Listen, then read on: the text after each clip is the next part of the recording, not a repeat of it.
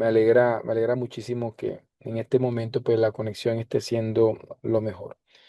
Vale, les cuento y les comento para que lo tengan en contexto.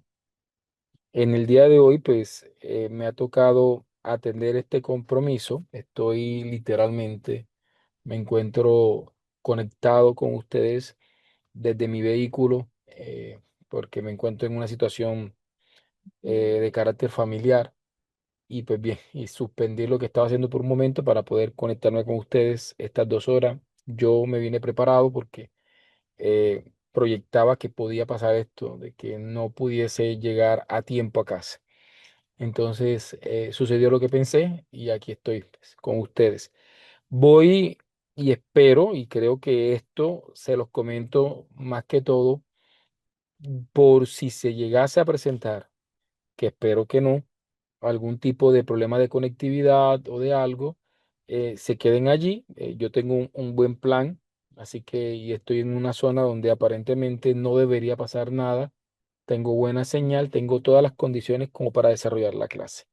Entonces yo espero que definitivamente no haya ningún tipo de inconveniente. Cualquier cosa se lo estaré reportando para que ustedes lo tengan bien presente. ¿Ok? Así que les comento para ponerlo en el plano circunstancial.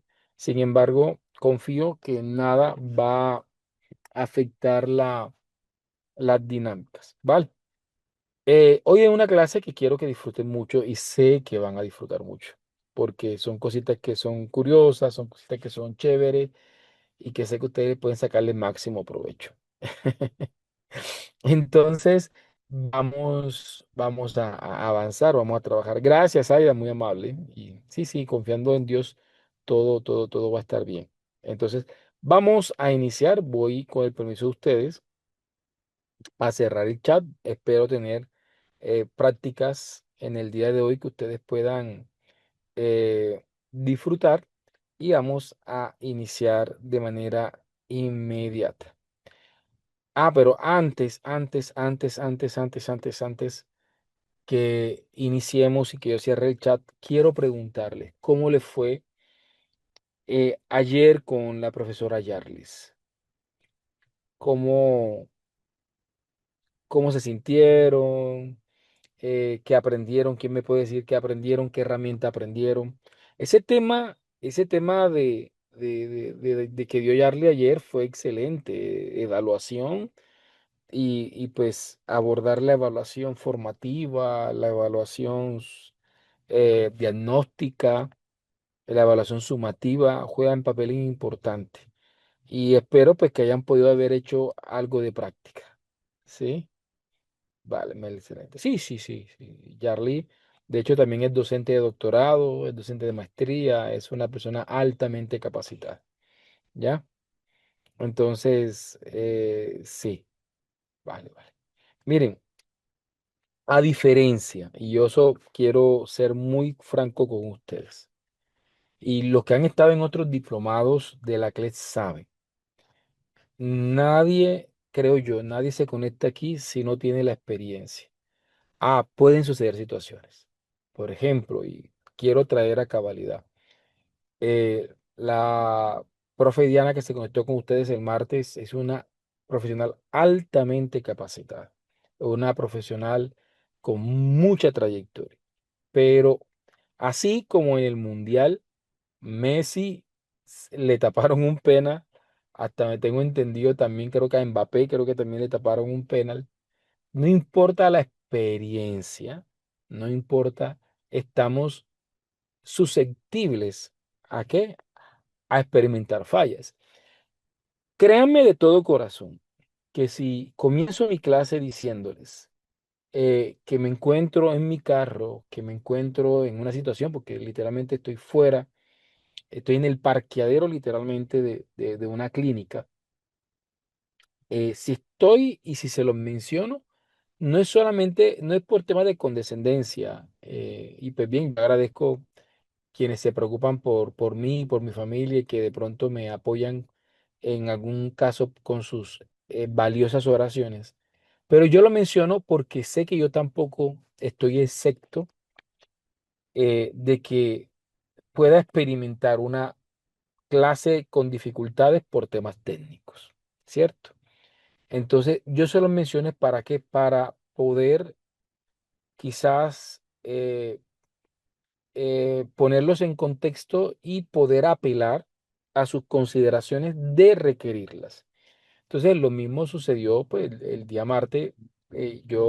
A mí me ha pasado, a mí me ha pasado que he tenido días donde todo técnicamente me sale mal. Todo técnicamente me sale mal y son cosas que muchas veces suelen suceder. Y uno lo que hace es intentar evitar que sucedan, intentando pues, obviamente anticiparse hasta donde uno más pueda. Vale, entonces cerrando esto, me alegra muchísimo que el día de ayer hayan disfrutado, porque como digo, somos muy selectos en escoger las personas y las personas, al menos yo les doy como ese visto bueno en mis diplomados y créanme, nunca les voy a ponerle a alguien que no pueda llenar sus expectativas. Pero cosas pueden suceder y pues bien, y ahí es donde uno apela. Vale, vamos a iniciar. Gracias por comentarme y mañana voy a trabajar algo de gamificación. Recuerden que la clase de mañana es a las 7 de la mañana. Vamos a estar conectados a las 7 de la mañana. Vamos a estar conectados a las 7 de la mañana. ¿Dónde está? Aquí. Ay, ¿dónde está? Vale, aquí está. Entonces vamos a iniciar. Entonces, la última clase que tuvieron conmigo, que fue el día miércoles, en esa clase tuve la oportunidad de hablarles sobre las inteligencias múltiples. Fue una clase que por lo que ustedes me cuentan fue bastante reveladora, fue bastante interesante y me alegra muchísimo. Y espero que la de hoy también entre en la misma dinámica. Y habíamos dicho en clases anteriores la importancia de educar desde el cerebro del que aprende, ¿cierto? Cuando yo voy a planear mis clases, tengo que planearlas desde el cerebro del que aprende, no desde el cerebro del que enseña. Hoy tuve la fortuna, la dicha, la maravilla de poder estar después de qué? Después de 7 años, porque la última vez estuve fue en el año 2019. eh, Pude tener la oportunidad de estar en el coloquio del doctorado en educación de la Universidad Simón Bolívar de Barranquilla. Fue un evento territorial, se desarrolló en el municipio de Cereté. Y estuvimos hablando del tema de la creatividad y de la territorialidad. Y a mí me tocó obviamente ser panelista en este evento.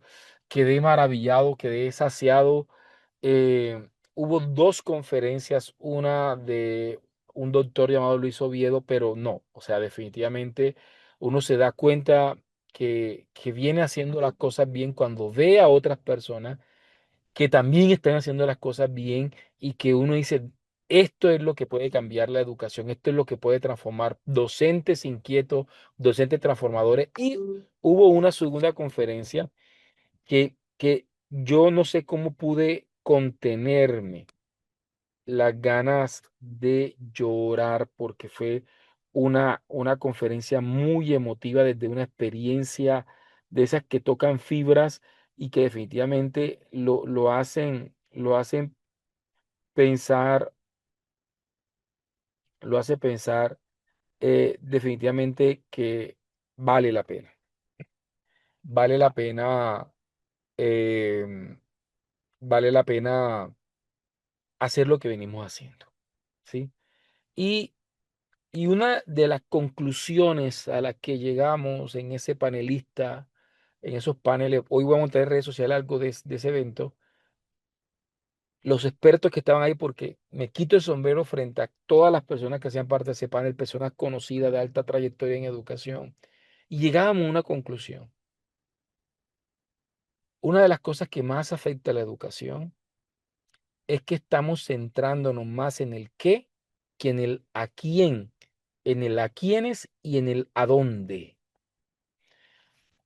Y eso lo hemos dicho en este diplomado desde que iniciamos. Es decir, el problema en la educación es que se ha centrado no es que el qué sea malo, sino de que hemos idolatrado el qué y hemos ignorado. Ahí es donde está el problema.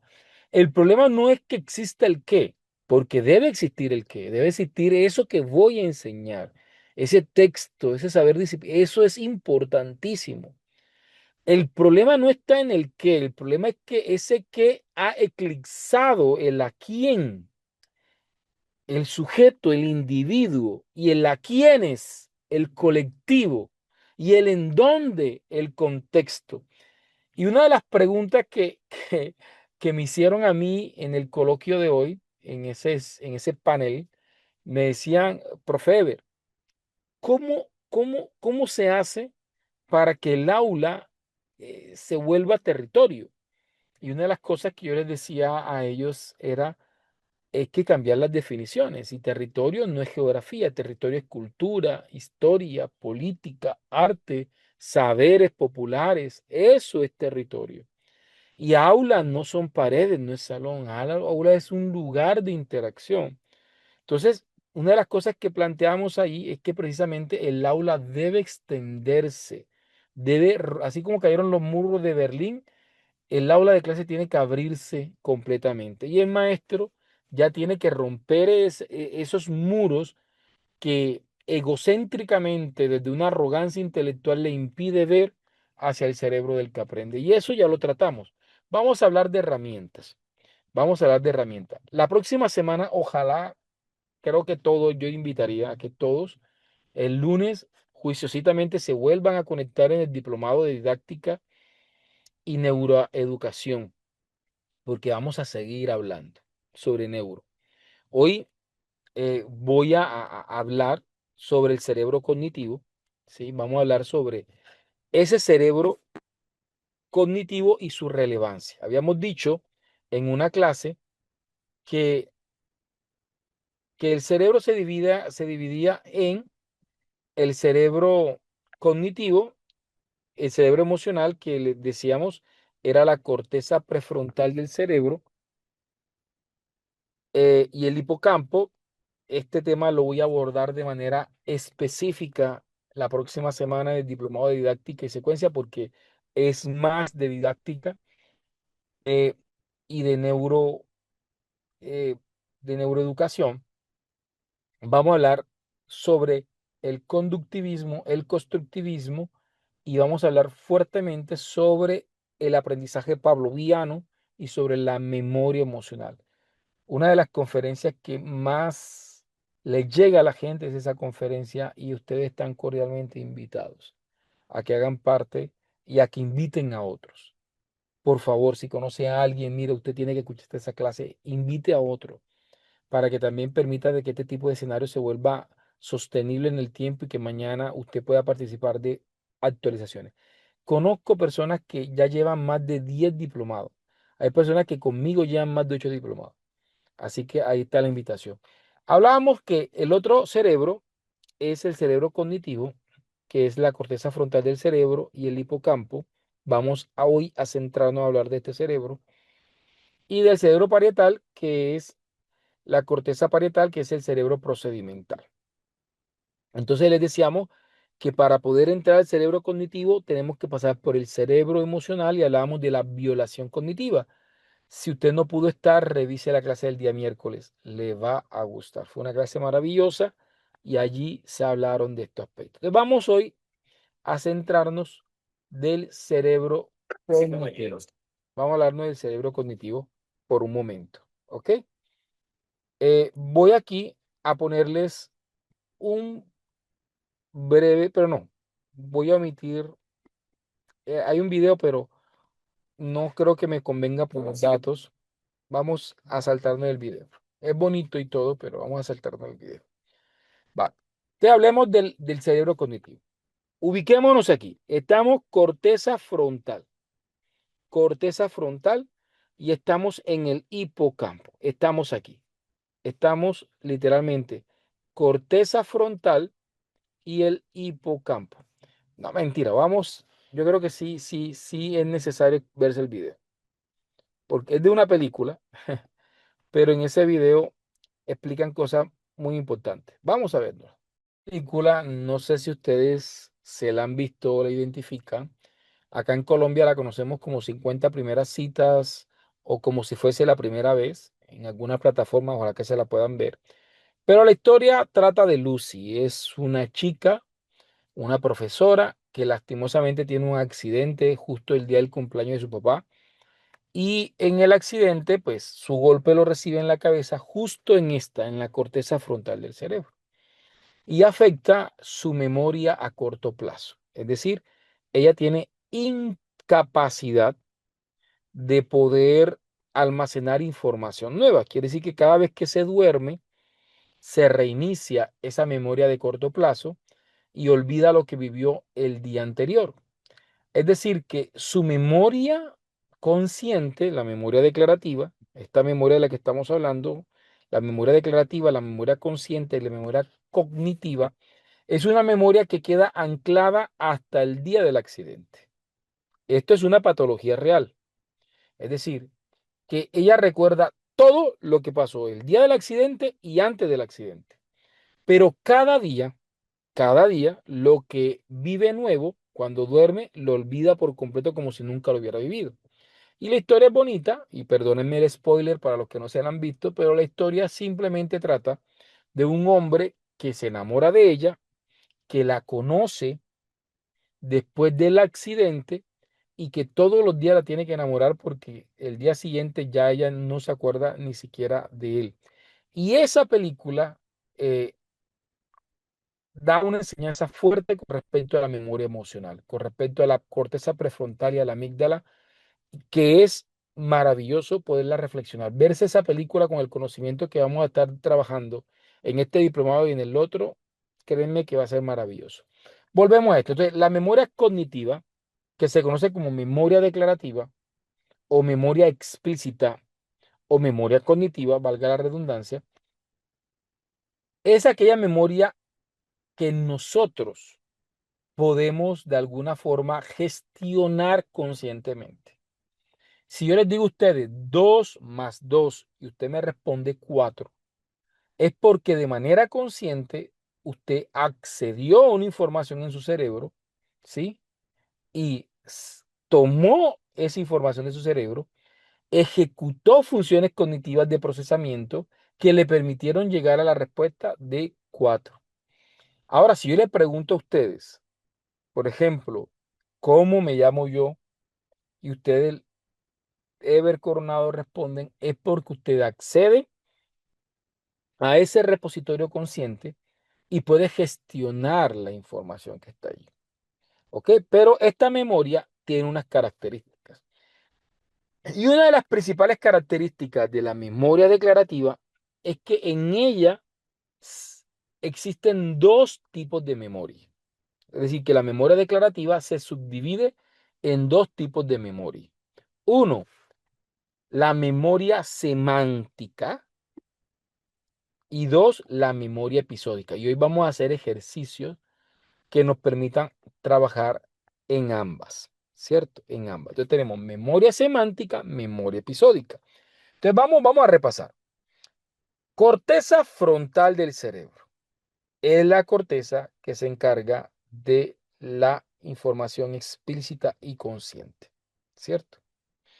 La memoria emocional, que es la corteza prefrontal, no trabaja de manera consciente, es pavloviana. Se desarrolla a partir de los vínculos, de la asociación que existe entre los estímulos y la respuesta. Así funciona la memoria emocional.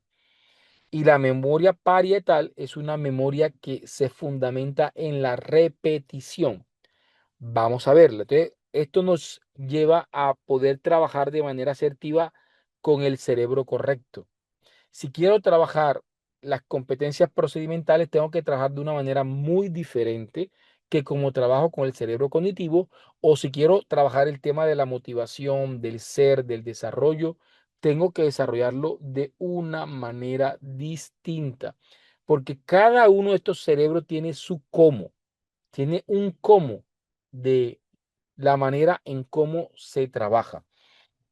Así que ustedes van a tener que ir identificando la forma de trabajar. Hoy vamos a hablar cómo funciona el cerebro cognitivo y cómo podemos trabajar con el cerebro cognitivo.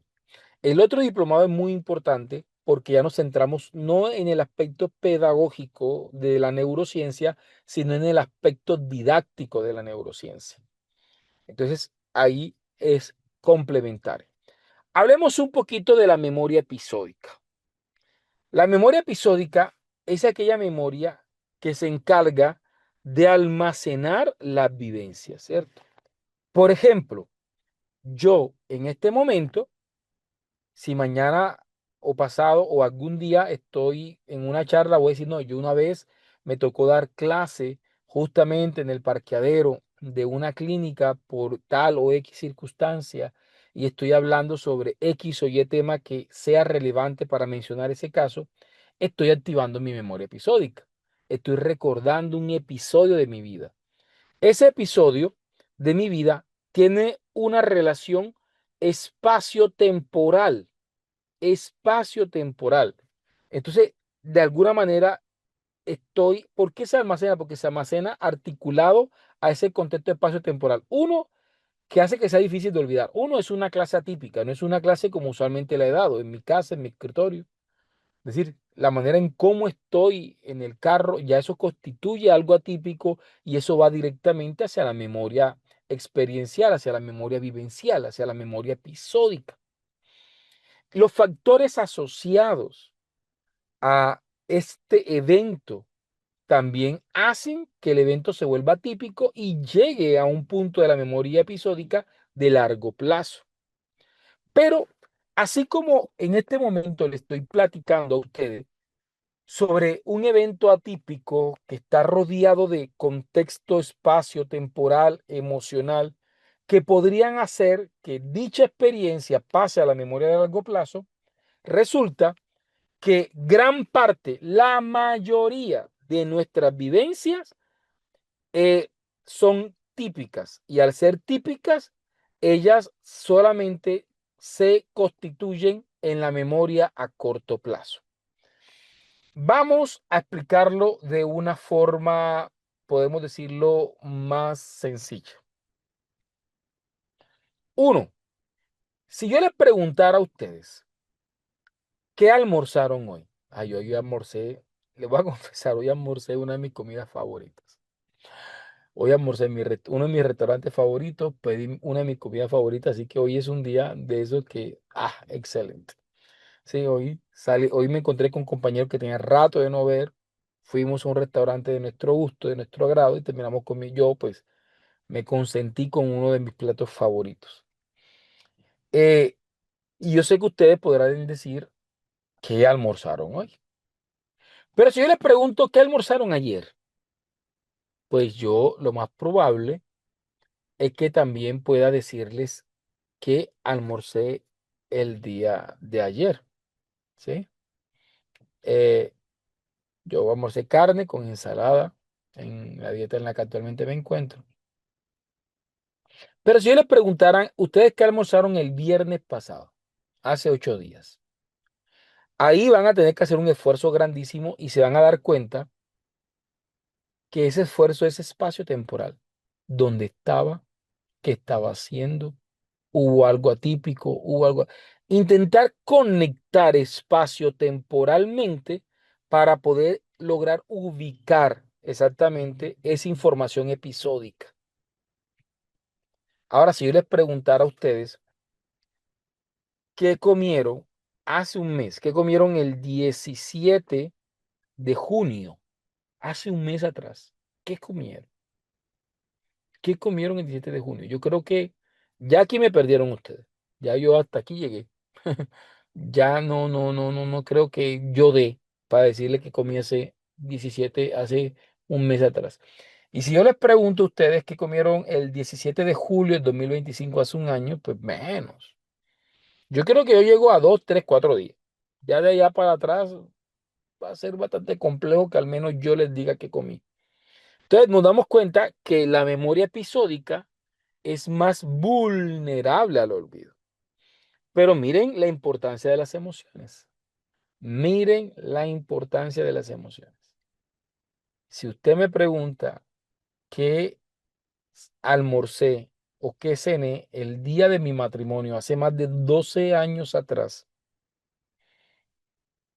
se los digo, porque recuerdo exactamente qué almorcé el día de mi matrimonio, porque fue un almuerzo.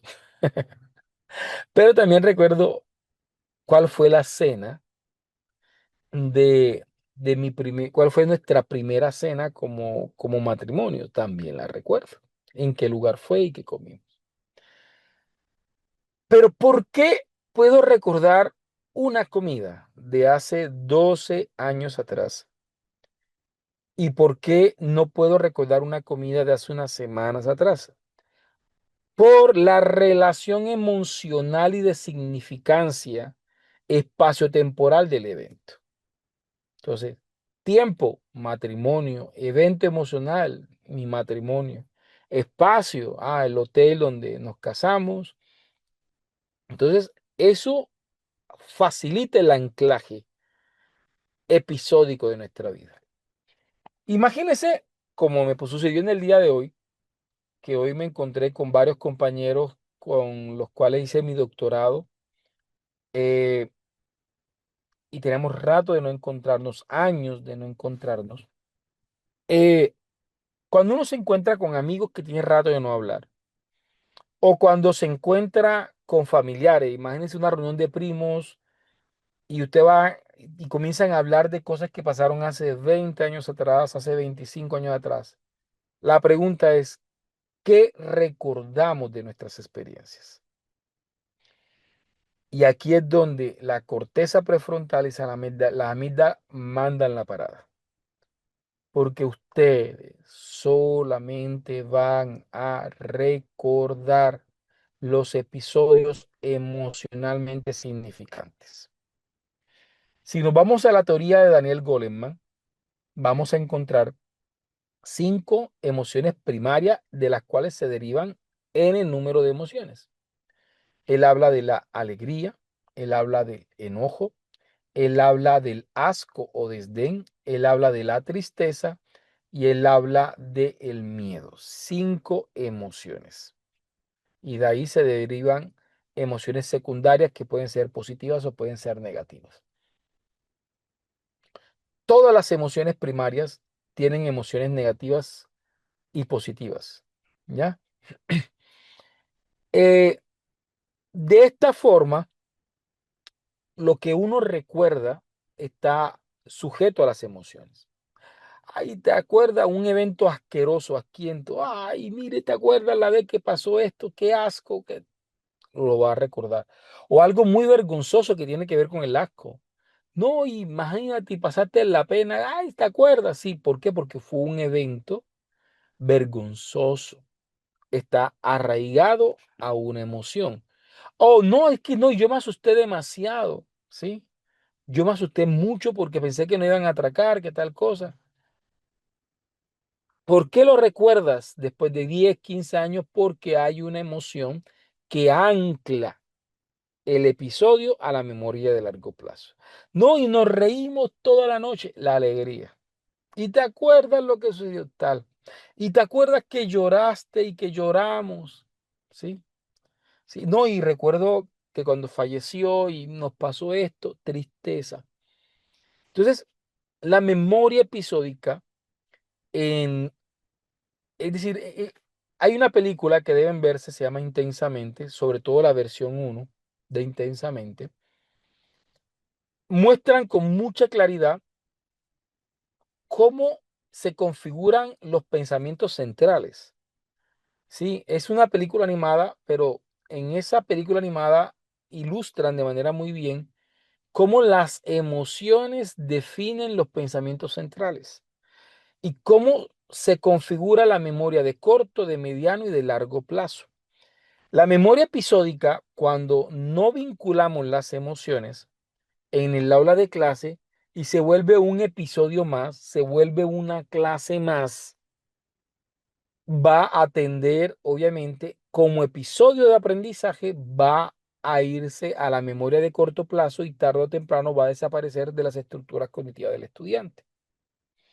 Esos es aspectos que son importantes.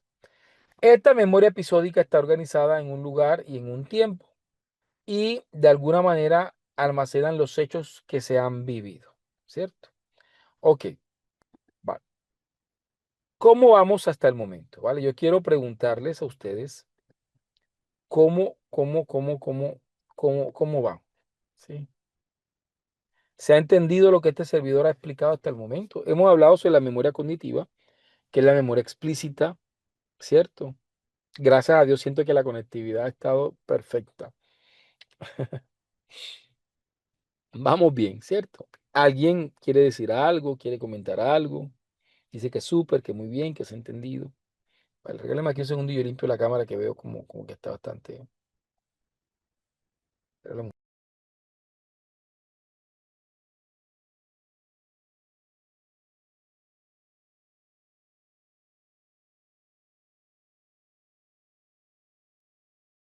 Ok.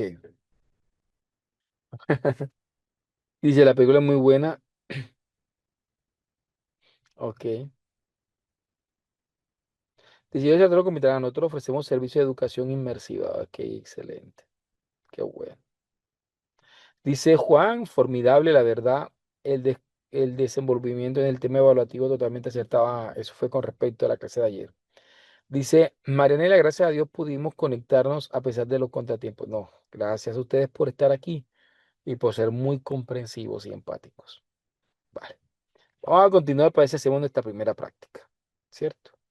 Para ver si hacemos nuestra primera práctica. Dice, si la memoria se relaciona con algo que impacta cada clase, debe ser impactante emocionalmente, claro. Por eso les digo, entonces, eh, pues yo creo que lo ha dicho con mucha claridad. Entonces ya tenemos como ese desafío de poder enseñar desde ese impacto emocional. ¿Ya? Ok, ok, vale, perfecto. Bien.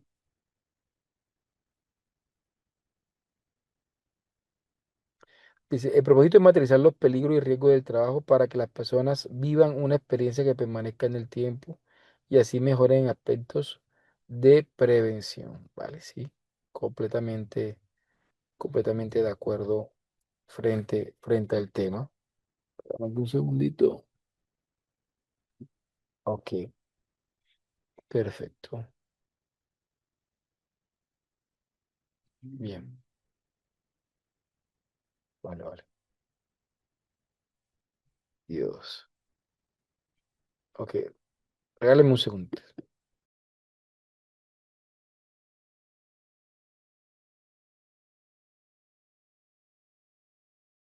Bien, le cuento que la ciudad en la que yo vivo, el día de hoy, pues, se ha reportado una sensación térmica que llega casi a los 50 grados. No sé hasta qué punto eso sea del todo cierto. Lo que sí es que indistinto de que sea o no cierto, el calor es completamente horrible. Lo menciono porque ahora, ahora mismo yo dije, voy a pagar por un momento el carro y voy a conectarme un momentico sin carro para el ahorro de combustible.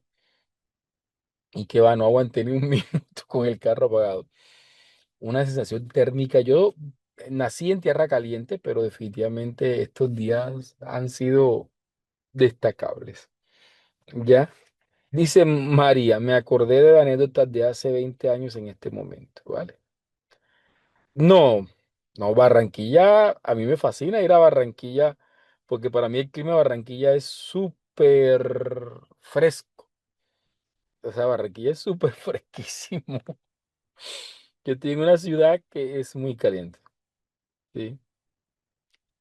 Vale, yo soy de la ciudad de Montería, del departamento de Córdoba, y aquí la sensación térmica es grandísima. Yo he recorrido gran parte del país por temas laborales y educativos, y yo creo que la única parte en donde me he sentido con más calor de Montería fue en la ciudad de Barranca Bermeja. No sé si fue un día muy atípico allá en Barranca Bermeja que dije, Dios, extrañé mi ciudad, pero sí. Ya. Ah, yo me muero por ir a República Dominicana. Quiero ir con mi esposa a la República Dominicana. Vale. Bien, voy a hacer algo. Eh, Esto que acabo de hacer esto que acabo de hacer, de en medio de una clase, hacer paréntesis, mencionar temas, vamos a verlos cuando veamos onda cerebral. Estas pequeñas pausas en la oratoria donde el conferencista o el docente hace paréntesis, donde saco a la gente del concepto y del tema y menciono algo banal, coloquial, lo que hace es en el cerebro reconfigurar lo que está pasando. Pasamos de onda beta a onda alfa y es una oportunidad para después volver a beta de manera más oxigenada. Una forma de generar ese tipo de pausas en el discurso, del cambio. Eso lo vamos a ver más adelante, porque el cerebro nos demanda eso, nos demanda eh, la estimulación completa. Así que ese tipo de narrativas pueden irla incluyendo muy moderadamente, sin explayarse a, a no dar clase, sino a poderlo abordar de la mejor forma posible, ¿vale? Y es otra forma de decirle que este tipo de cosas hacen que también la clase tenga recursos episódicos diferentes, ¿ya? Vamos y continuamos, ¿ok? Entonces, regresamos a nuestra presentación. Estamos trabajando memoria cognitiva, memoria explícita. Ahora pasemos a la memoria semántica. La memoria semántica, que también hace parte de la memoria declarativa, de la memoria cognitiva, ya no trabaja vivencias, no se centra en almacenar vivencias, sino que se centra en almacenar conceptos. Ojo, ojo, ojo, ojo, ojo con lo que estoy diciendo. Mira que estoy hablando de conceptos y no estoy hablando de definiciones. Estoy hablando de conceptos y no estoy hablando de definiciones. Estoy hablando de conceptos y no estoy hablando de definiciones. ¿Por qué? Porque una definición, como su nombre lo indica, dicta de un constructo terminado que se transfiere desde la literalidad. ¿Sí me entiende? ¿Qué es hardware? Hardware es la parte física de la computadora que está constituido con... Entonces se transmite desde la literal, desde la construcción, ¿cierto?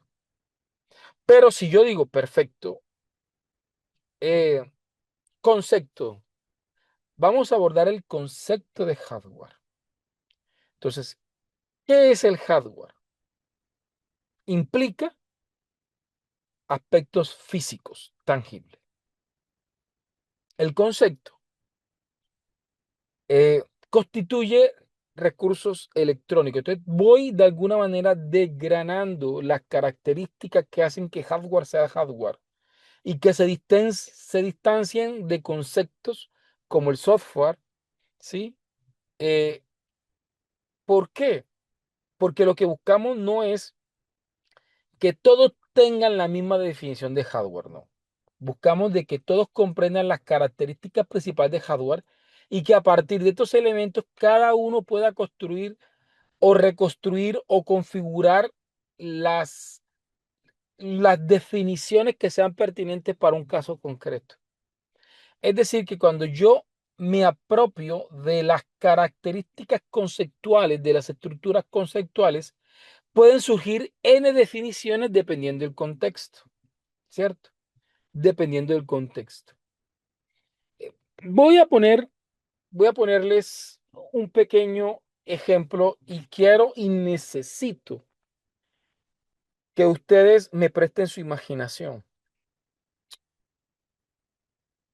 Cuando estaba recién casado, Dios nos bendijo con la dicha de tener un apartamento en una zona muy nueva de la ciudad. Tan nueva era que las carreteras de acceso al edificio no estaban pavimentadas, pero eran edificios muy bonitos y la constructora, por política en Colombia, la constructora para entregarnos los apartamentos tenía que entregar al menos una parte, es decir, media vía pavimentada y media vía estaba sin pavimentar.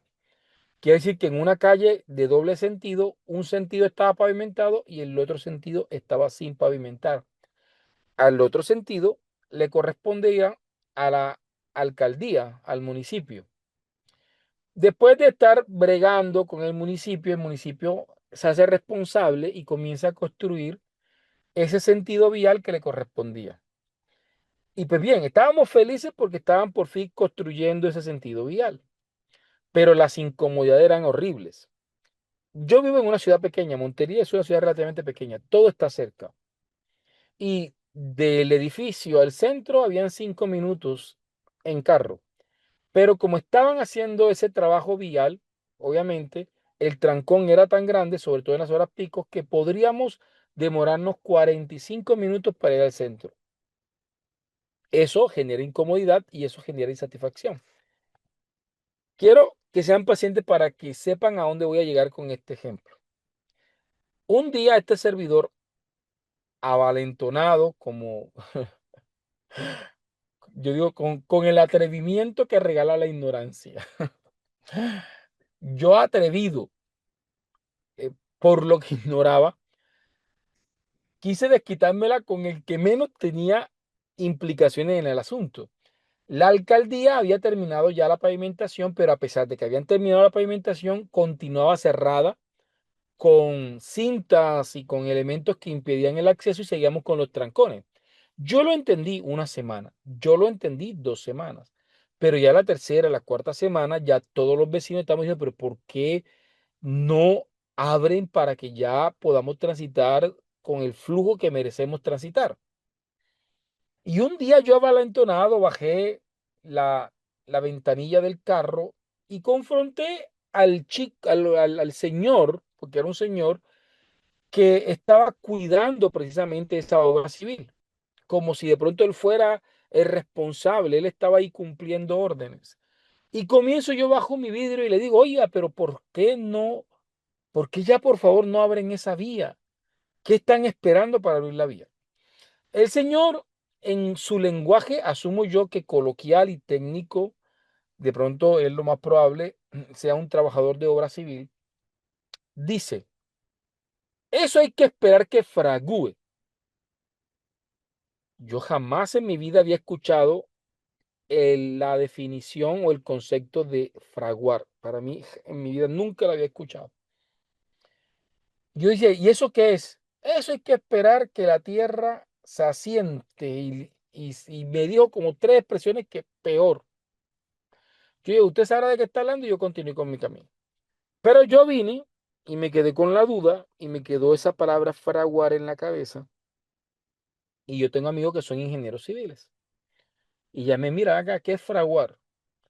Y un amigo mío, Eve, mira, él sabía que yo no necesitaba una definición técnica.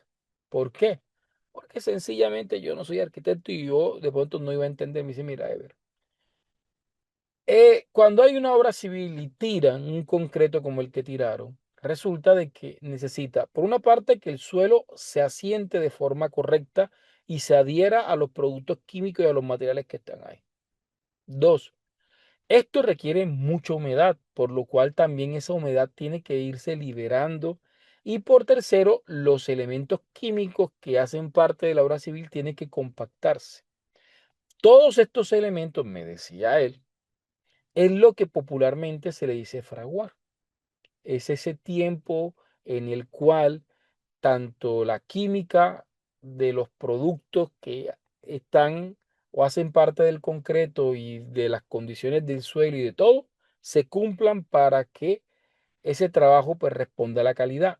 Y obviamente no me dio una definición, me habló de unas características y ahí estamos. Ahora viene lo interesante y les voy a decirles por qué los conceptos son importantes. Porque yo no soy arquitecto, yo no soy ingeniero civil, yo no trabajo obras civiles. Yo soy pedagogo, soy docente, soy maestro. Y yo venía entonces en el carro reflexionando. Y yo venía a fraguar, fraguar, fraguar, fraguar. Y hice algo que cognitivamente se llama extrapolación. ¿Qué es extrapolación? Sacar algo de un concepto, de un plano conceptual y llevarlo a un plano conceptual completamente diferente, pero que sus características se puedan de alguna manera eh, extrapolar, se pueda llevar sus características a otro escenario.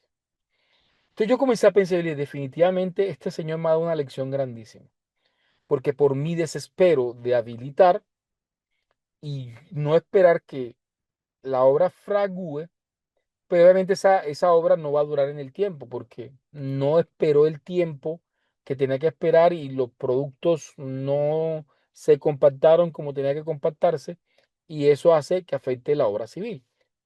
Como yo soy pedagogo, como soy educador, entonces yo dije, definitivamente yo necesito generar escenarios yo debo en mis clases permitir que hayan escenarios donde se fragúe la cognición. Y hablaba de fraguar cognitivamente. Y eso lo llevé a conferencias y eso lo llevé a diversos escenarios donde yo le decía a las personas, vea, nosotros como maestros nuestro principal pecado es el desespero. Nosotros no esperamos a que el sistema cognitivo procese, analice, afiance, diferencie, asimile. Nosotros estamos embutiendo información, embutiendo información.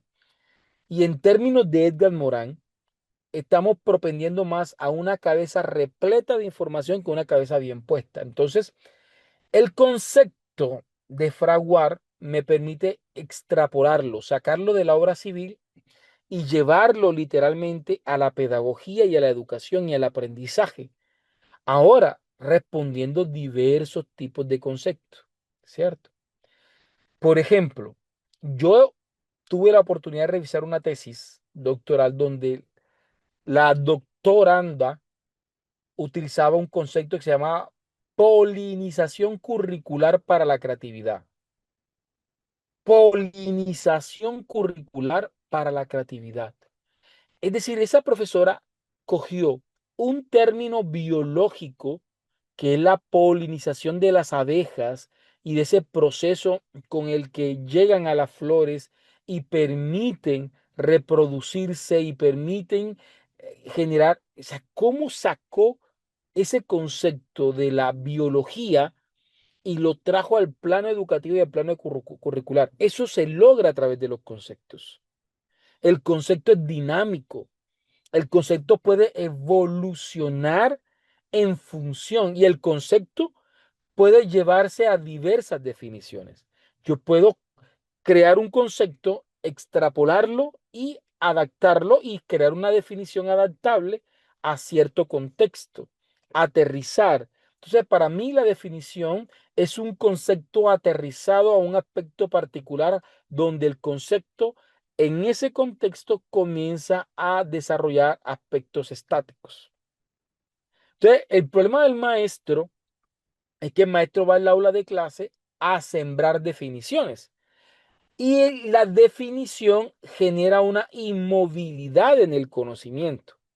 La conceptualización posibilita reconocer las características y comenzar a jugar como si fueran fichas con la información desarrollada, moverlas, adaptarlas.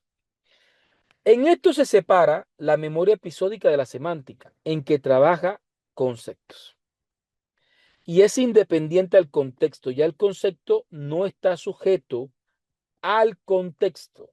Ya el concepto posibilita trabajar de una manera más amplia. La memoria semántica es más difícil de olvidar. Sí, solo sí trabajamos con conceptos organizados. Es decir, el éxito de la memoria semántica está en la organización conceptual. En la organización conceptual. ¿Ya? Entonces, esto es lo importante. Vamos a ver. Voy a poner un ejemplo para irnos a nuestra primera práctica. ¿Sí? Pero como de costumbre, activo chat y me comentan. ¿Se entendió lo de la memoria semántica? Me comentan, porfa, si este servidor pudo darse a entender. Ok. Preguntas, dudas, hasta aquí.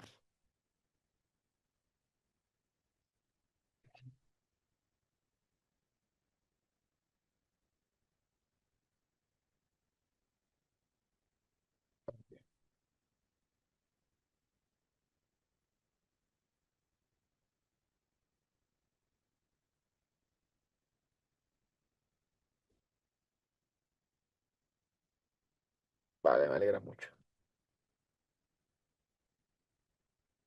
Ok. Vale. Entonces, ahí estamos. Como no hay pregunta de todo bien, encantada, más psicología que educación estamos viendo. Vale. Perfecto. Vamos a continuar. Vamos a irnos a un aspecto práctico. Por mucho tiempo, esto, esto es o era una diapositiva clásica de muchos maestros, ¿cierto? PowerPoint, texto, una imagen y va. Hagamos el ejemplo que estoy dando la clase de Bellas Artes. Entonces el profesor pone su diapositiva y dice, las bellas artes se refiere a las principales formas de realización artísticas o representaciones estéticas cultivadas históricamente por la humanidad y consideradas formas puras de arte que se emplean técnicas, materiales y procedimientos diferentes entre sí. Cada una de las siete, no obstante, engloba una multitud de prácticas, estilos y tendencias reconocidas. ¿Ok? Esto es una definición. Y así pues muchos profes trabajan, ¿sí? Con definiciones. ¿Ok? Ahora vamos a ver el mismo caso, ya no desde la cosmovisión de definiciones, sino bajo la cosmovisión del concepto. Entonces aquí utilizamos recursos cognitivos. Por ejemplo, en este momento, en este momento, aquí le estoy presentando un recurso cognitivo que se llama, un recurso cognitivo que se llama mentefacto. Hay muchos, ¿sí? Por ejemplo, yo creo que en la clase que yo les compartí, grabada el día miércoles, se hablan de mapas conceptuales. Quizás después también hacemos ejercicio hoy aquí de mapas conceptuales. Pero este es uno mentefacto. Los mentefactos son un recurso cognitivo que a mí me gusta mucho porque permite trabajar los conceptos desde las jerarquías conceptuales. Aparece aquí. Por ejemplo, aparece aquí, lo tengo, vamos a ver.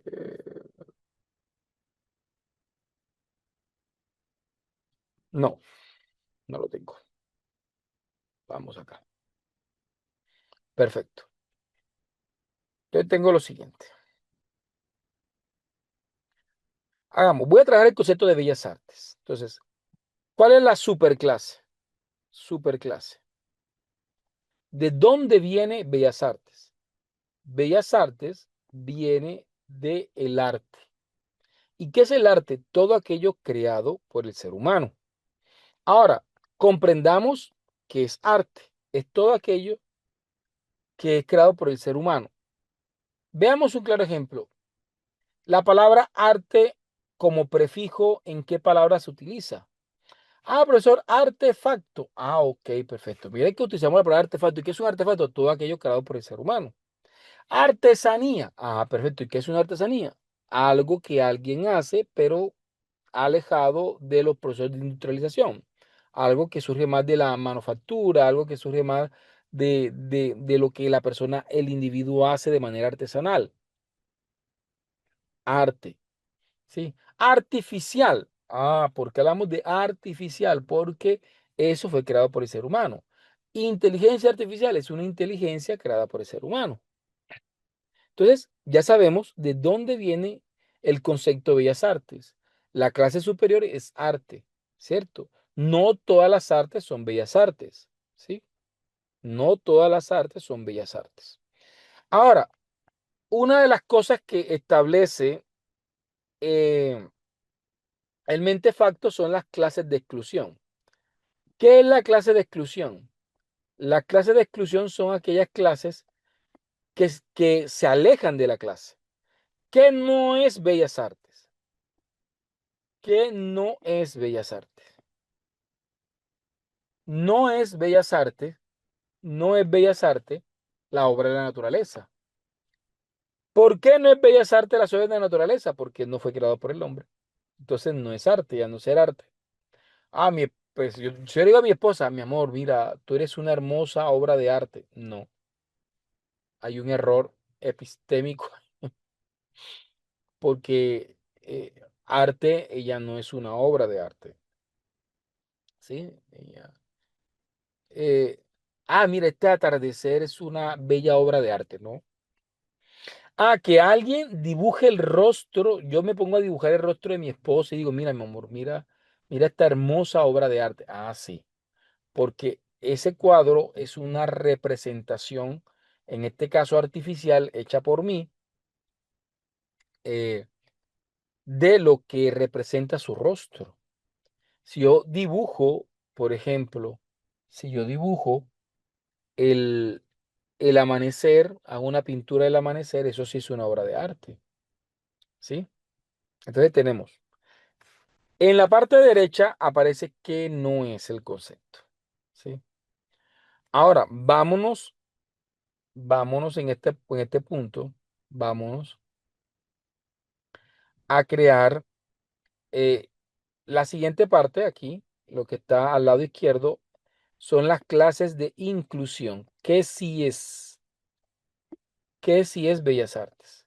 Entonces, Bellas Artes es todo aquello creado por el hombre.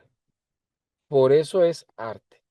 Pero no solamente es aquello creado por el hombre, sino es aquello para ser contemplado estéticamente, que busca mover el espíritu o la parte estética o la parte subjetiva del ser humano y que tiene unos valores sensoriales, formales y vitales, es decir, que no es percibido de la misma forma por todo el mundo. De esta manera puede que un cuadro le guste a una persona, pero quizás no le guste a otra, porque responde a valores sensoriales diferentes. ¿Ok? Entonces, eso es Bellas Artes. Ahora, por último, tenemos la subclase.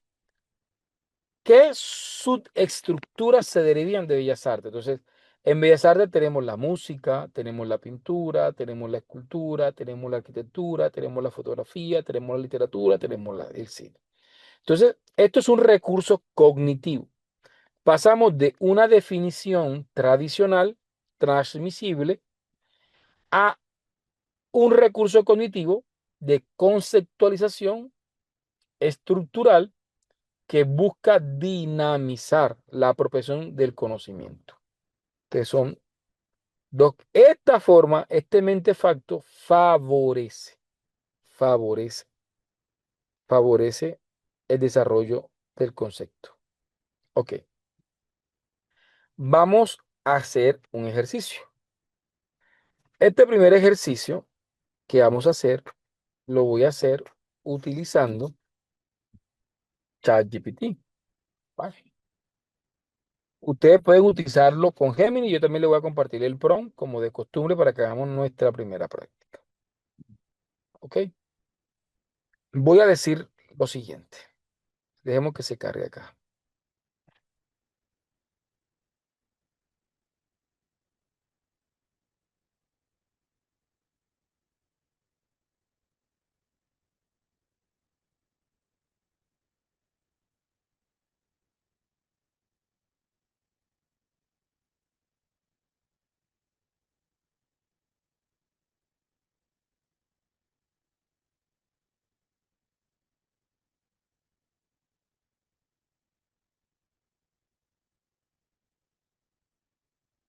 Espera un segundito acá.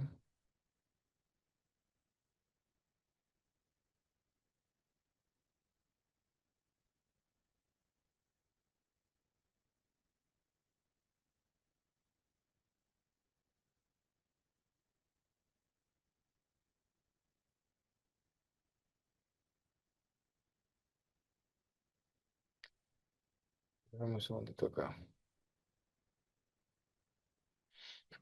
Vale, voy a decirle, estamos viendo el tema de neuroeducación, ¿cierto?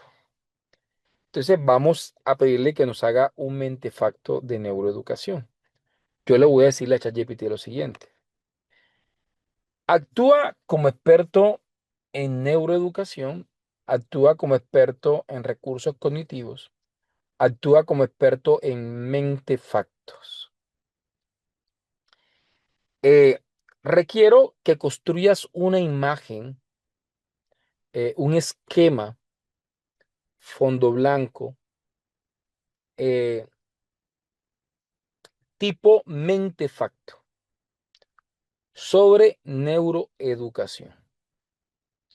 Ten presente que en el centro debe estar el concepto neuroeducación.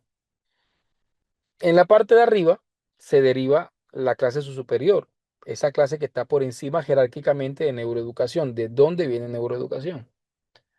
Al lado derecho está la clase excluyente. ¿Qué elementos no son neuroeducación, aunque puedan generar confusión? En el lado izquierdo vas a poner las clases de inclusión. ¿Qué elementos constituyen lo que es neuroeducación? Y en la parte de abajo vas a poner la subclase. ¿Cómo se podría subdividir neuroeducación? Para hacer este mentefacto, yo requiero que logres apropiarte de el concepto y de las teorías asociadas a neuroeducación. Aquí le he pedido que me construya una imagen, ¿sí? Con el mentefacto de neuroeducación. Trate de hacerlo con el concepto que usted quiera, ¿sí? Aquí ya voy a ejecutarla. Aquí voy a ponerle aquí crear imagen para que me active y voy a ejecutar, ¿sí? Aquí la inteligencia artificial pues va a comenzar a construir la imagen. Vamos a esperar a ver. Yo voy preparándome a ir poniendo los mensajes. Sí, vamos a ver.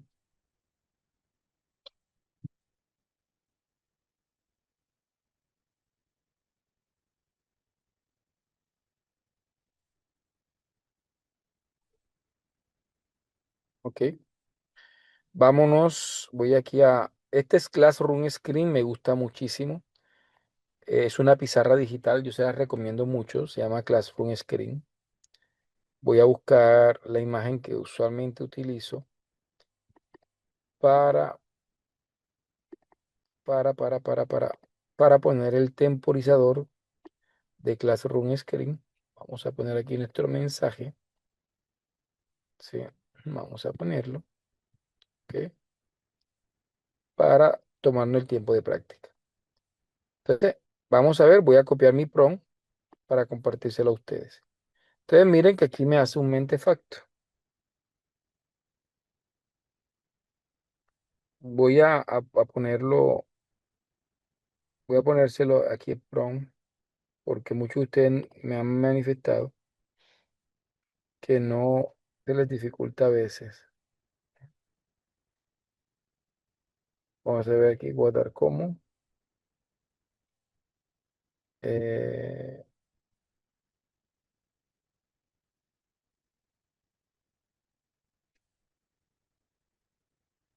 perdón, mentefacto.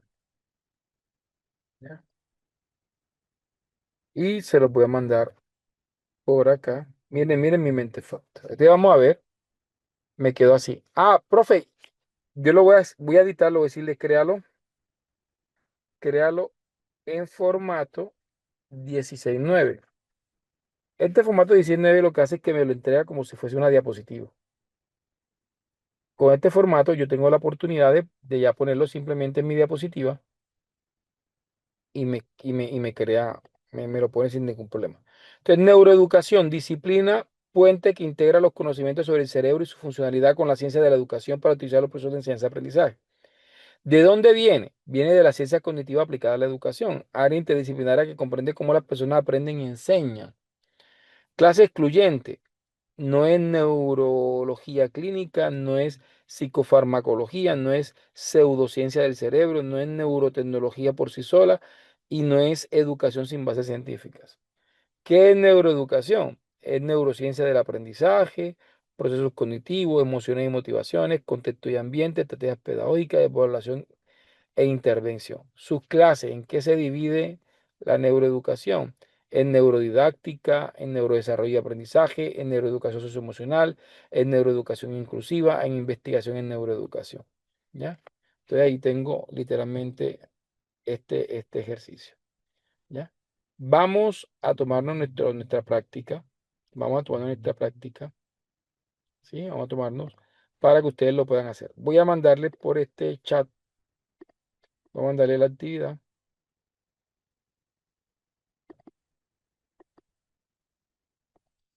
Aquí se los mando. Vamos a ejecutar. La actividad es ese prompt y ya. ¿Sí? Voy aquí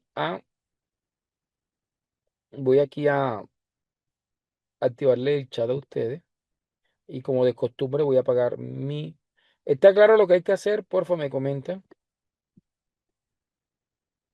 ¿Están conmigo?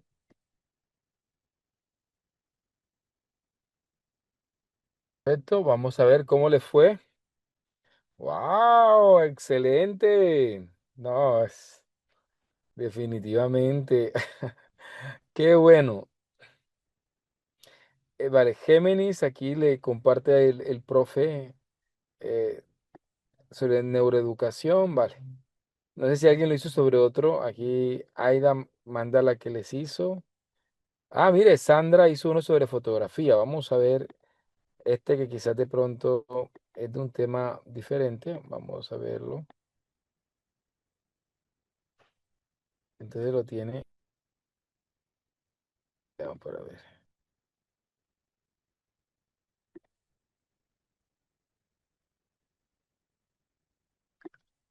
Ok, veamos. Escritorio, actividades. Vamos para ver. Aquí tenemos lo que nos mandó la compañera.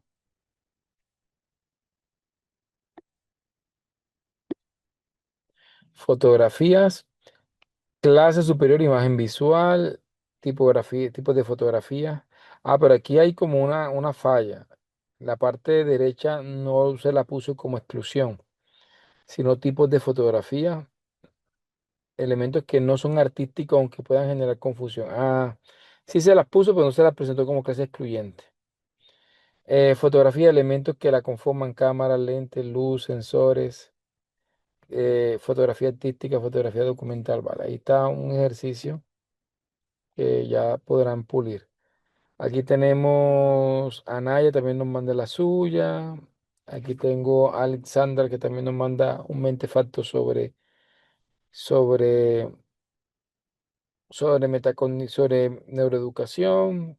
Isis crea uno sobre el tema de las emociones. Dice, origen sales del sistema límbico, que no son las emociones, no son sentimientos, ¿sí? No son sentimientos como el amor, no son estados de ánimo como la depresión, no son rasgos de personalidades como la timidez. Bueno, emociones primarias o básicas, alegría, tristeza, miedo, ira, asco, sorpresa. Emociones secundarias, culpa, orgullo, celo. Aquí está interesante. Y está decorado. ¿Qué son? Son estados afectivos, subjetivos y complejos. Respuesta B. Tuvo bueno el mentefacto que desarrolló la compañera Isis. Tenemos a Isabela, neuroeducación y diseño gráfico. Hizo una combinación bien fuerte. William hizo uno sobre comercio, viene de comercio. Vale, aquí está muy interesante. Qué bueno. Y aquí vamos bien. Vale, dice hacer un mentefacto con ayuda de la IA para, no tengo claro qué es lo que tienen que hacer. Bueno, bien, ahí vamos. Bien. ¿Qué les pareció la actividad? No sé si alguien quiere aprovechar la oportunidad para preguntar. ¿sí? Para preguntarme exactamente, ¿vale? Bien.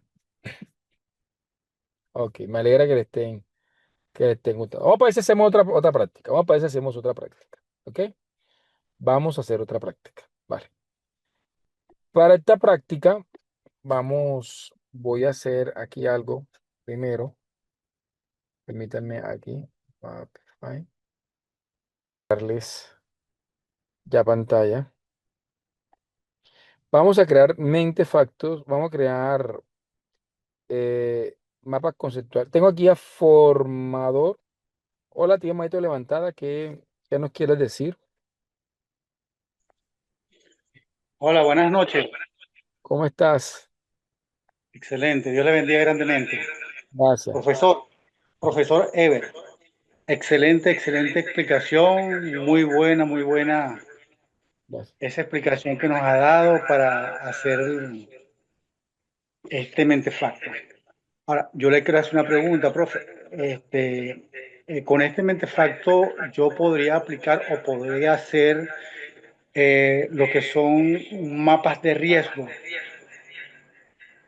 No, no, mira, son técnicas. Yo ahí sí, o sea, eh, la técnica para haber creado el mentefacto te puede servir literalmente para hacer cualquier mapa. Yo le puedo decirle, mira, y le puedo decir a la inteligencia artificial, mira, créame un mapa de Chicago, un mapa de espina de pescado, pero yo tengo que tener concepto de la técnica. Por ejemplo, voy a poner el ejemplo claro, por si es lo que me estás preguntando, sí, creo que es lo que entiendo yo que me estás preguntando. O sea, la idea, lo mismo te puede hacer, te puede servir. Por ejemplo, yo le puedo decirle a la inteligencia artificial, vamos a crear aquí, voy a decirle, vean, voy a decirle, mira, créame, créame en este momento un mapa, una imagen de tipo mapa Ichikawa, un mapa causa-efecto, que tradicionalmente se conoce como mapa espina de pescado. Quiere decir que el esquema tiene que tener como la forma de el esqueleto de un pescado, donde la cabeza, pero es un esquema, donde en la cabeza tiene que estar el problema. Y el problema es las deficiencias de aprendizaje en educación superior y desde una perspectiva cognitiva y neuroeducativa. Y las causas que deben estar, que son las espinas del pescado, tienen que ser causas derivativas de los procesos cognitivos, emocionales y procedimentales propios o asociados a dimensiones de neuroaprendizaje. Cada una de las causas debe de tener al menos dos o tres subcausas en subespinas. Créame el mapa eh, que pueda caracterizar el problema desde esta perspectiva causa-efecto. ¿Qué acabo de hacer? O sea, la misma teoría. O sea, yo voy a la inteligencia artificial, como yo sé cómo funciona la técnica, le doy las orientaciones a la inteligencia artificial para que me construya un mapa. Como tú sabes cómo son los mapas de riesgo y sabes cuáles son las características del mapa de riesgo, debe darle las características propiamente del mapa de riesgo para que él te lo haga. Porque si tú le dices a él, hazme un mapa, un mentefacto de mapa de riesgo, es lo que va a coger el concepto de mapa de riesgo y le va a hacer te va a hacer un mentefacto, pero no significa que va a adaptar a un mapa de riesgo lo que tú necesitas. Mejor dicho, no sé si de pronto yo te entendí mal, pero si lo que tú quieres es, profe, así como hice el mentefacto, ¿puedo hacer un mapa de riesgo con inteligencia artificial? Claro que sí, pero no lo confunda con el mentefacto. Dale las orientaciones. En este momento acabo de hacer un ejemplo con un mapa de Chicago o con un árbol del problema o con por ejemplo, con un esquema de, para ver aquí. Mira, aquí me hizo un mentefacto, mira, aquí me hizo un mapa de Chicago. Ahí está, perfecto. Mapa causa-efecto. Deficiencias de aprendizaje en educación superior desde una perspectiva cognitiva y neuroeducativa. Estos son recursos cognitivos. Por ejemplo, mira, Ujú, la cabeza del pescado. Deficiencia de aprendizaje en educación superior desde perspectiva cognitiva y neuroeducativa. ¿Cuáles son las causas? Procesos cognitivos, déficit de atención, déficit de memoria, procesos emocionales, alta ansiedad, baja motivación, procesos procedimentales, bases neurobiológicas, alteraciones contexto de estimulación, aquí tengo un esquema, un mapa causa-efecto, ¿cierto? Que yo lo puedo utilizar hasta para una tesis. ok.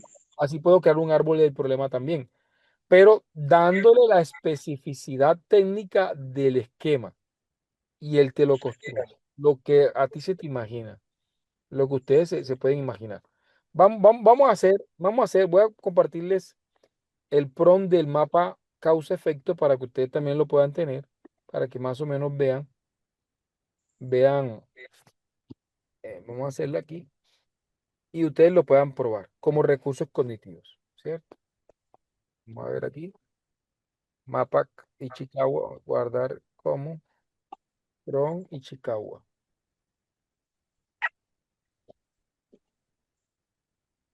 Pero este esquema es para describir problemas, se llama mapa causa-efecto. Vamos a hacer lo mismo, voy a hacer lo mismo, pero ahora de la perspectiva de un árbol del problema, ¿sí? Voy a decirte, Ok. mira, créame, voy a decirle, créame en este momento un mapa, una imagen tipo mapa árbol del problema. Ujú. Árbol del problema. Entonces voy adaptándolo. Un Perfecto. mapa, un mapa, ¿sí? Ese mapa es eh, causa, problema, consecuencia, porque así es. Y tengo que explicárselo. Que te conoce como un mapa árbol del problema. Quiero decirte, el esquema tiene que tener como la forma de un árbol, ¿sí? Vamos a poner aquí. Donde el tronco,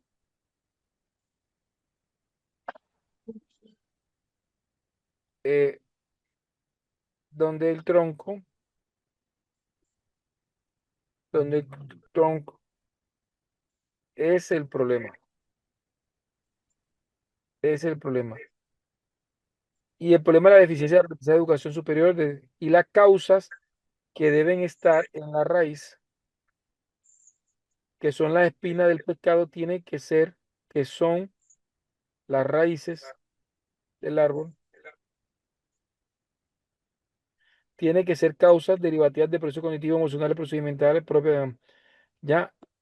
Y las ramas que salen del tronco son las consecuencias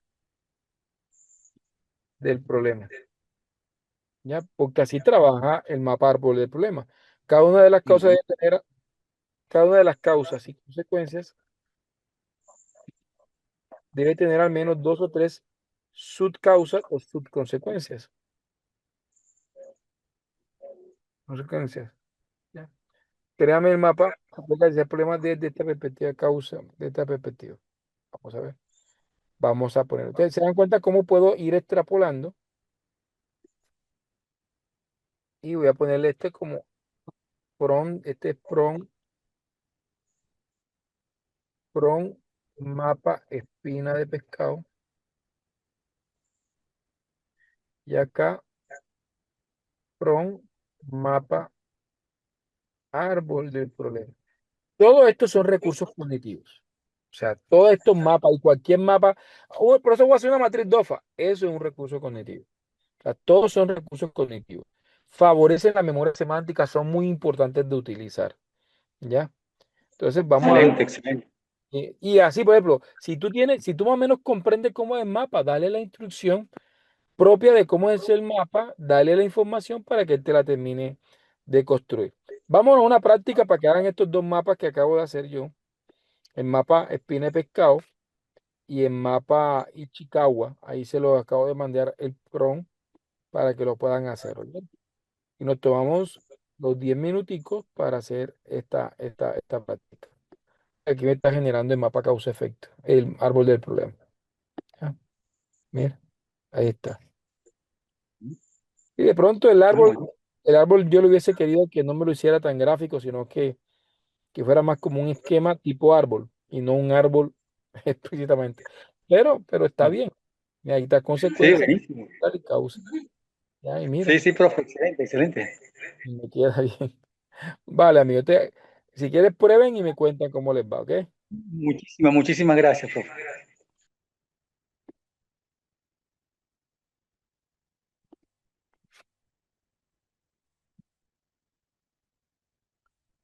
Entonces, vámonos a nuestra práctica. Voy a darle estamos creando mapa Ichikawa y mapa árbol del problema. Pruébenlo y me cuentan. Vamos a tomarnos aquí el tiempecito, ¿cierto? Son dos mapas que vamos a trabajar ahora.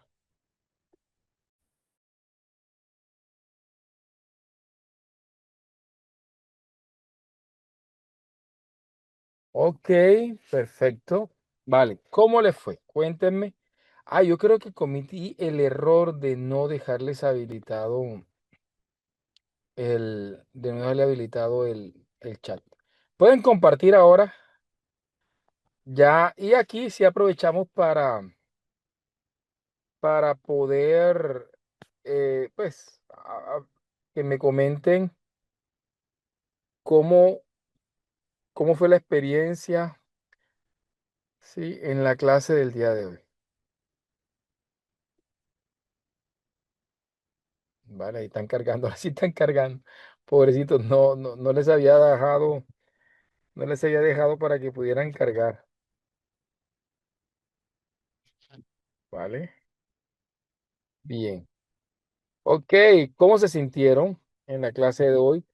Porfa, ¿quién me puede regalar un testimonio de lo que ha sido el proceso? Recuerden que mañana tenemos nuestra última clase, mañana nuestra última sesión a las 7 de la mañana, mañana con un cafecito, con un pancito, con una arepita bien caliente.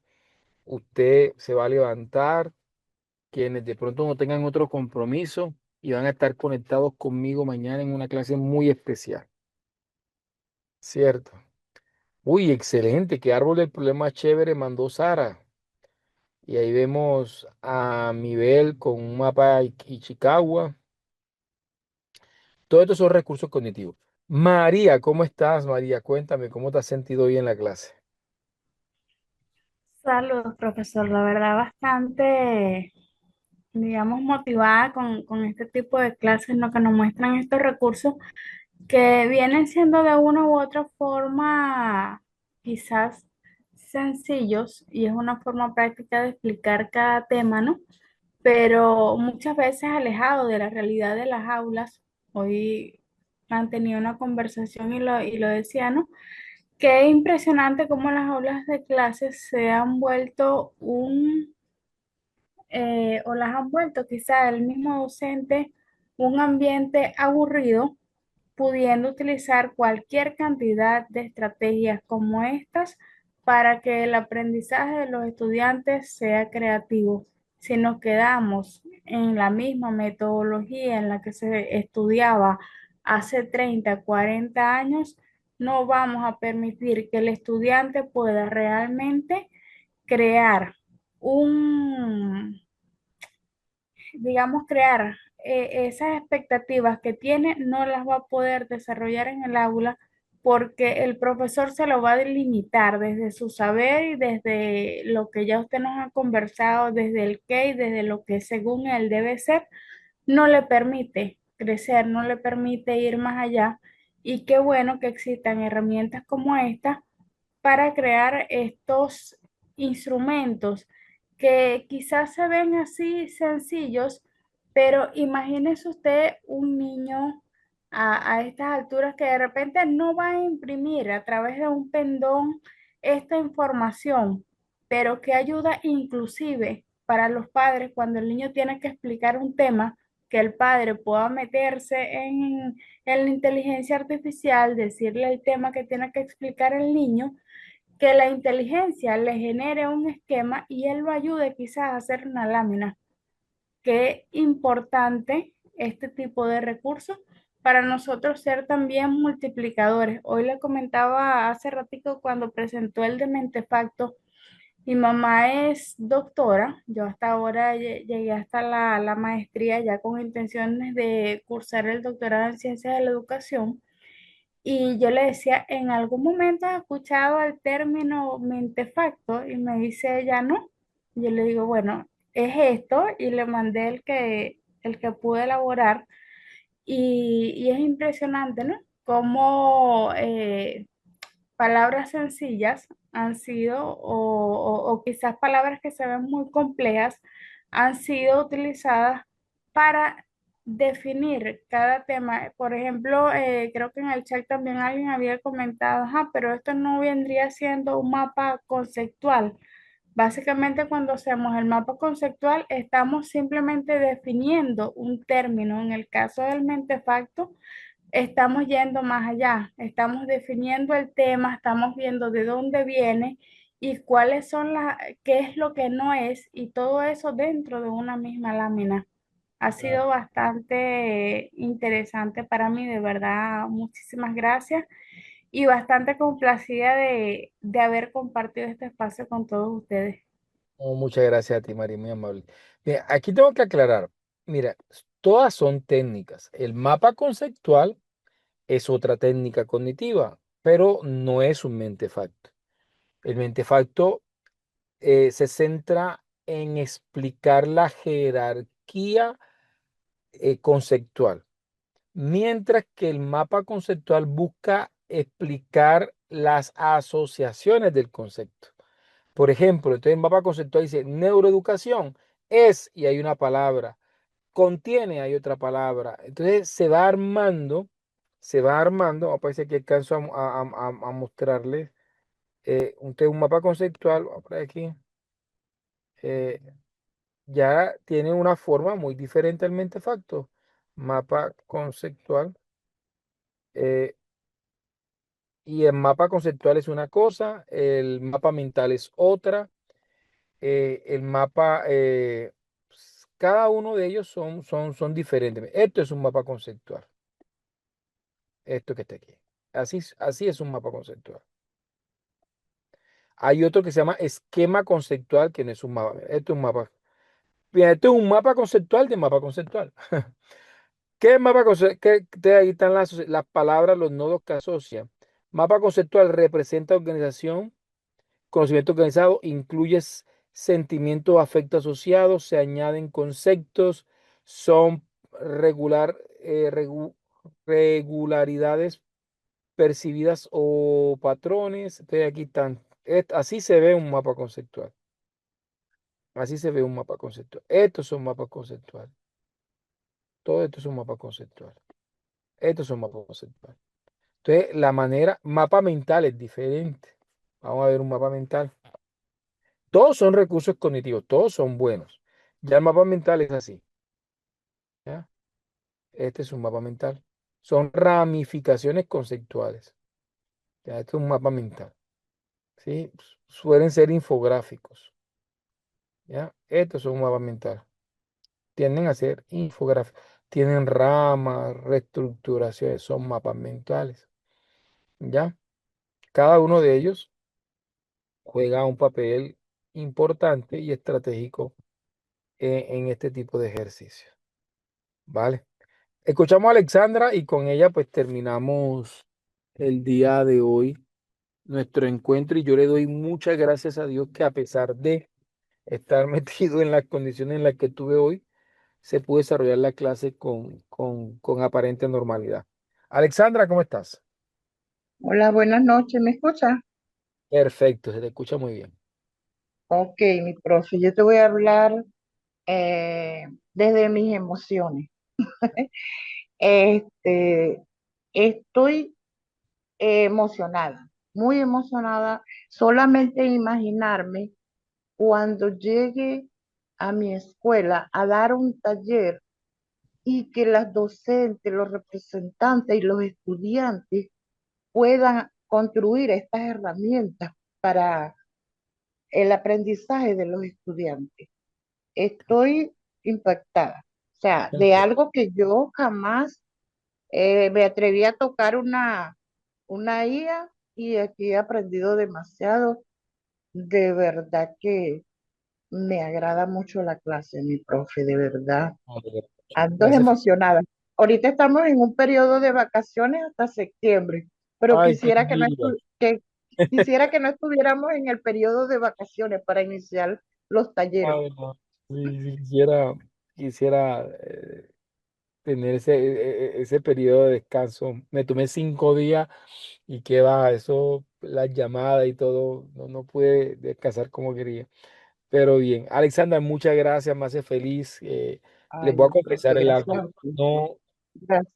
yo me conecto entendiendo algo. Lo que pasa es que alguien me preguntaba, es que tú te tomas muy a pecho lo que haces en la clase. Y de, no es que me la tome muy a pecho, sino que una cosa es tener una vocación, una cosa es tener una profesión, pero cuando ya tú vives una vida con propósito, o sea, para mí, para mí, el enseñar es, yo siento que si yo mañana llego a partir con Dios, una de las cuentas que más me va a pedir Dios es qué hice con mis estudiantes, porque es una ventana grandísima, es decir, o sea, cuánto les inspiraste, cuánto los llevaste a ser mejores personas, cuántas veces los llevaste a superar sus propios miedos, cuántas veces lograste influir en esas percepciones negativas que muchas veces construimos. Aquí llega mucha gente diciéndose a sí misma que no les gusta la tecnología, que son malos con la tecnología, mil cosas. Y durante el camino quizás de pronto van replanteando, van viéndose a sí mismos, van viendo la tecnología, van viendo el aula, van viendo el contexto de una manera diferente. Entonces, cuando uno vive una vida con propósito o cuando uno entiende que lo que hace tiene un propósito mayor a uno mismo, ese tipo de testimonio como el de Alexandra se convierten como en recompensa, se convierte como ese, hey, lo estás haciendo bien. O al menos lo estás haciendo, lo que estás haciendo al menos está generando algún fruto. Y eso pues a mí me llena de mucha gratificación. Mi gente linda, mañana 7 de la mañana, aquí un servidor más. Debo pues ya retirarme para continuar con lo mío acá. Y pues bien, no siendo más, nos vemos mañana, Dios mediante. Bendiciones. Vale, chao.